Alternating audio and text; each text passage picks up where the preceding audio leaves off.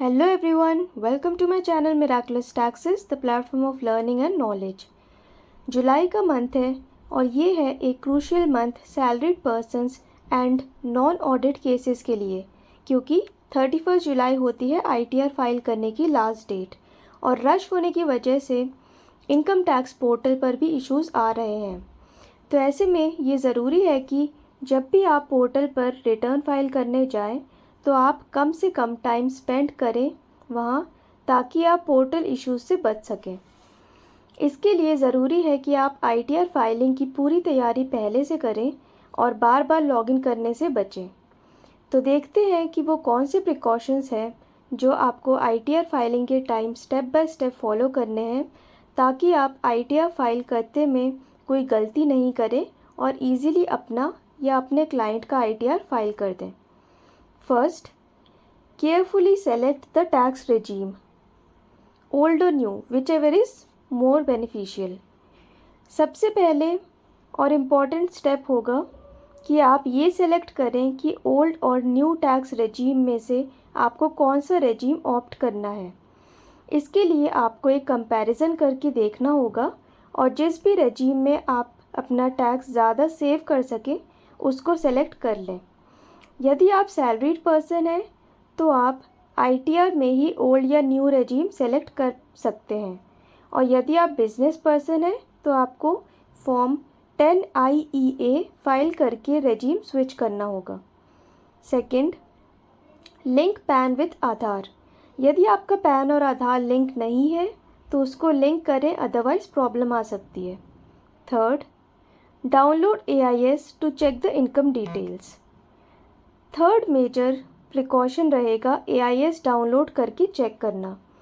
Annual information statement check करने से आपको अपनी इनकम डिटेल्स मिल जाएंगी और साथ ही साथ आप ये भी देख पाएंगे कि कोई गलत इनकम तो रिफ्लेक्ट नहीं हो रही AIS में।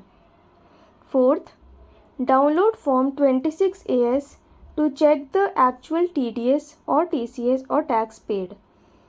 26AS डाउनलोड करके आपको चेक करनी है अपनी टैक्स डिटेल्स। यदि कोई गड़बड़ है या आपका टैक्स डिपॉजिट है बट उसमें रिफ्लेक्ट नहीं हो रहा तो आपको उसे करेक्ट कराना होगा।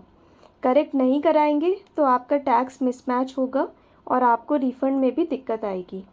Fifth, go through the documents to be referred to when filing the ITR to understand what's required to be reported in the ITR।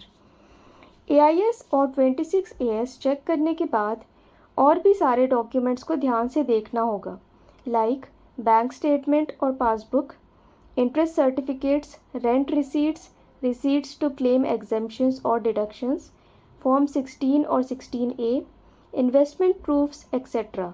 और ये समझना होगा कि क्या क्या आपको ITR में रिपोर्ट करना है। Sixth, on the basis of the documents choose the correct return ITR 1 to ITR 7। सारे डॉक्यूमेंट्स की डिटेल्स के बेसिस पर आपको ये डिसाइड करना है कि आपके लिए करेक्ट ITR कौन सा है और ITR 1 से लेकर ITR 7 के बीच में चूज़ करना है। Seventh, pre validate your bank account in which you want the refund. ये एक इम्पॉर्टेंट पॉइंट है। आपको एटलीस्ट एक बैंक अकाउंट को वैलिडेट करना होगा रिटर्न फाइल करने के लिए और रिफंड क्लेम करने के लिए। Eighth, ensure the details like PAN, permanent address, contact details, bank account details, etc. are correct in the pre-filled data.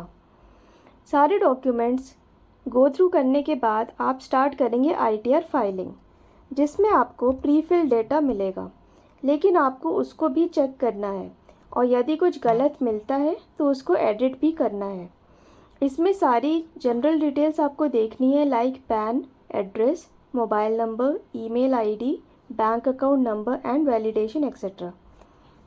Ninth, report all the details in the return such as total income, deductions, interest, taxes paid और collected etcetera under the correct heads and as per the income reported in form 26AS। Prefill data check करने के बाद आपको सारी income details, exemptions, deductions, interest details, taxes details सब form 26A के according correct heads के under ITR में report करनी है। 10th, preview the ITR carefully before filing it. सब डिटेल्स डालने के बाद आपको ITR को प्रीव्यू करना है बहुत ही ध्यान से, और देखना है कि सब सही रिपोर्ट किया है या नहीं और कुछ मिस तो नहीं हो गया। सब ठीक हो तो आपको प्रोसीड करना है। 11th, if there is a tax liability make sure to pay it. Return file करने के पहले यदि कोई टैक्स लायबिलिटी बन रही है तो आपको पहले उसको भी पे करना है। 12th, e file the income tax return on और before the due date. Next step है ITR को फाइल करना, और ये काम आपको ड्यू डेट से पहले ही करना है। इसमें आपने लेट किया तो लेट फाइलिंग फ़ी लगेगी, आपके लॉसेस कैरी फॉरवर्ड नहीं होंगे और इंटरेस्ट लगेगा।